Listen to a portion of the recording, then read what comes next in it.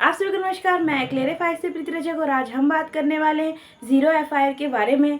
और ये zero FIR क्यों लाई गई, यहाँ तक कि एफआईआर और एनसीआर होते हुए भी ज़ीरो एफआईआर का प्रावधान क्यों लागू किया गया देश में और इसकी क्या ज़रूरत पड़ी, और साथ ही ज़ीरो एफआईआर प्रावधान लागू करने के बाद देश में कितना क्राइम किस हद तक कम हुआ और इससे देश की जनता को कितना फ़ायदा हुआ है, साथ ही कानून व्यवस्था में कितना सुधार आया और देश में क्रिमिनल केस भी कितने कम हुए, इसके बारे में भी जानने की कोशिश करेंगे। साथ ही इन सबको बहुत ही शॉर्ट में समझने की कोशिश करेंगे। तो चलिए शुरू करते हैं।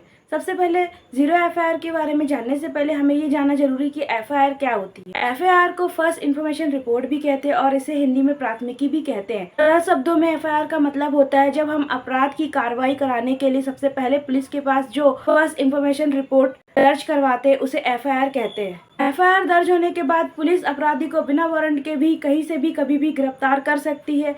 साथ ही एफआईआर तब दर्ज की जाती है जब किसी का अपहरण हुआ हो, हत्या, चोरी और बलात्कार जैसे केसेस में अपराधी को अरेस्ट करवाने के लिए एफआईआर दर्ज करवाई जाती है और कानूनी कार्रवाई के लिए एफआईआर दर्ज करवाई जाती है। एक प्रकार से हम ये कह सकते हैं कि बहुत ही संदिग्ध मामलों में कार्रवाई करवाने के लिए एफआईआर दर्ज की जाती है। साथ ही एफआईआर धारा 154(1) सीआरपीसी के अंतर्गत आती है। एफआईआर का प्रावधान किसी भी छोटे मोटे केसेस के लिए नहीं होता तथा एफआईआर के अंतर्गत कोई भी छोटे मोटे केस नहीं आते, अतः जब इसके लिए एनसीआर का प्रावधान दिया गया है। जब भी कोई छोटे मोटे केस जो असंदिग्ध हालत में होते हैं तथा इसे छोटे मोटे केसेस में आते हैं, जैसे लड़ाई झगड़ा, गाली गलौज जैसे केसेस होते तो उसे एनसीआर का मामला दर्ज किया जाता है। अतः एनसीआर का मतलब नॉन कॉन्सिबल रिपोर्ट होता है। एनसीआर जब इस्तेमाल की जाती है और इसमें मामला तब दर्ज किया जाता है जब एफआईआर के लिए बड़े मामले नहीं होते तथा छोटे मोटे केसेस जैसे धमकी, लड़ाई झगड़ा, गाली गलौज जैसे केसेस में एनसीआर दर्ज कर दी जाती है और इसे जुडिशन के पास भेजा जाता है।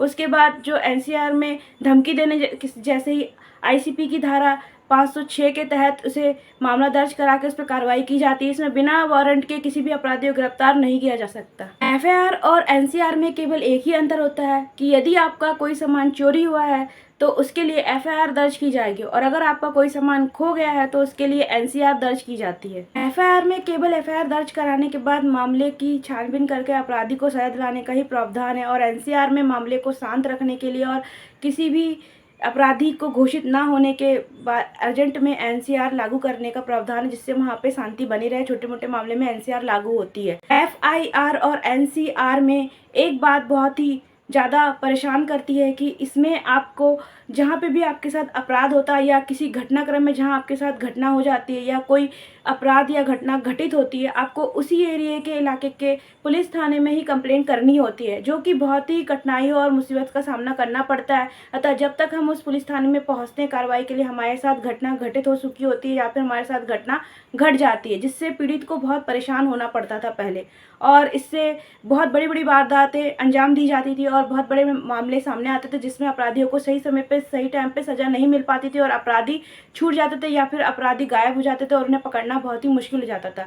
अतः इन्हीं सब चीज़ों से परेशान होकर अपराधियों के लिए ज़ीरो एफआईआर का प्रावधान किया गया। ज़ीरो एफआईआर का प्रावधान निर्भया केस के बाद से लागू किया गया था और संविधान में संशोधन करने के बाद ज़ीरो एफआईआर लागू की गई थी। अतः ज़ीरो एफआईआर की व्यवस्था का मतलब ये होता है कि आप किसी भी कोने में कहीं पे भी किसी भी थाने में कोई भी घटना किसी भी क्षेत्र में क्यों ना हुई हो, आप कहीं भी किसी भी थाने में ज़ीरो एफआईआर करा के उस घटना का रिपोर्ट दर्ज करा सकते हैं। साथ ही एक प्रावधान और लाया गया है कि ज़ीरो एफआईआर दर्ज कराने के लिए वहाँ पे थाने में पीड़ित का उपस्थित होना जरूरी नहीं होता है। साथ ही पीड़ित के किसी भी रिश्तेदार, दोस्त या यहाँ तक कि मोबाइल फ़ोन से भी आप ज़ीरो एफआईआर वहाँ किसी भी थाने में दर्ज करा सकते हैं। उदाहरण के लिए अगर हम मान लें कि हम दिल्ली में रहते हैं और घटना बॉम्बे में होती है तो आप दिल्ली में भी केस दर्ज करा सकते हैं बॉम्बे की घटना का। पहले ऐसा होता था, कोई भी घटना घटित होने पर अगर हम किसी भी थाने में जाते थे तो वहाँ के कर्मचारी हमें रिपोर्ट लिखने से मना कर देते थे। वो बोलते थे ये अपराध जिस स्थान पर हुआ है उससे संबंधित इलाके पे ही रिपोर्ट लिखाइए, तो आनाकानी करते थे। लेकिन इनसे बचने के लिए अब ज़ीरो एफआईआर का प्रावधान आया जिसमें आपको कोई भी थाना प्रभारी आप पे आनाकानी नहीं करेंगे। आप कहीं पे भी किसी भी जगह अपराध की रिपोर्ट करा सकते हैं और उन्हें मजबूरन उस रिपोर्ट को दर्ज करना पड़ेगा 0 एफआईआर में। जैसे उदाहरण के लिए सुशांत सिंह राजपूत का ही केस ले लीजिए। उसकी हत्या और मृत्यु होती है बॉम्बे में और उसके पिताजी रांची में 0 एफआईआर में मामला दर्ज करवाते हैं। 0 एफआईआर तब दर्ज की जाती है जब बहुत ज़्यादा हिंसक मामला होता है या कोई भी चोरी चमारी हत्या बलात्कार जैसे केसेस होते हैं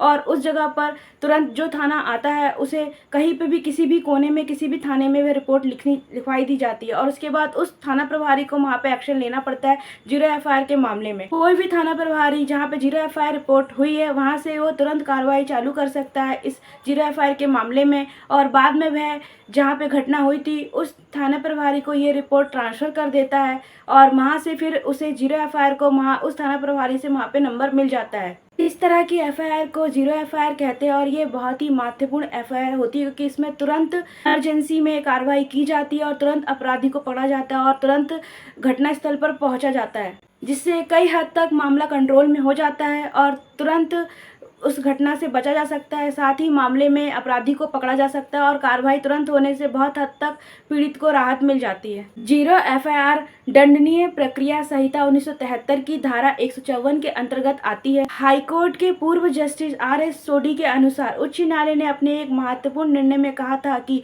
चाहे मामला किसी भी क्षेत्र में क्यों ना हुआ हो, उसका पुलिस जुडिशन के आधार पर उस मामले की कार्रवाई और एफआईआर दर्ज करने के लिए आप मना नहीं कर सकते। आपको वो एफआईआर दर्ज करनी पड़ेगी चाहे घटना कहीं पे भी घटी क्यों ना हो। अगर कोई पीड़ित या शिकायतकर्ता अपनी शिकायत लेकर ऐसे थाने पर पहुंचता है जहां पर उस घटनास्थल से कोई संबंध नहीं है और वो घटनास्थल उस थाने से बहुत दूर है, अतः फिर भी उसे थाने कर्मचारी को उस घटना के लिए एफआईआर दर्ज करनी पड़ेगी जो कि 0 एफआईआर के अंतर्गत आती है।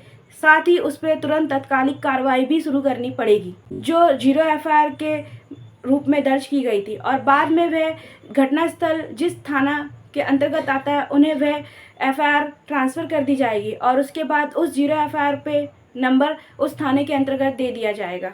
घटना चाहे किसी भी स्थल पर क्यों ना हो, कहीं पे भी क्यों ना हो, चाहे वह लूटपाट, डकैती, चोरी, अपहरण और बलात्कार जैसे केसेस ही क्यों ना हो, जहाँ की छोटी मोटी घटना ही क्यों ना हो, वहाँ पे भी 0 एफआईआर करके तत्काल वहाँ पे एक्शन लेने और कार्रवाई करने का प्रावधान दिया गया है जो 0 एफआईआर के अंतर्गत आती है। 0 एफआईआर जो है एफआईआर और एनसीआर के से भी बड़े प्रावधान में आती है। 0 एफआईआर को बहुत ही इम्पोर्टेंट एफआईआर भी माना जाता है। साथ ही इसमें एक चेतावनी भी होती है, अगर कोई व्यक्ति झूठी केस रिपोर्ट या झूठी एफआईआर दर्ज कराता है तो उस पर भी कानूनी कार्रवाई की जाती है और वो भी अपराधी के ही रूप में अपराधी के समान ही समझा जाता है। आज का हमारा ये वीडियो एफआईआर और एनसीआर और 0 एफआईआर के ऊपर यहीं पे ख़त्म होता है। अगर आपको हमारी ये जानकारी अच्छी लगी तो प्लीज़ हमारे चैनल को सब्सक्राइब कीजिए।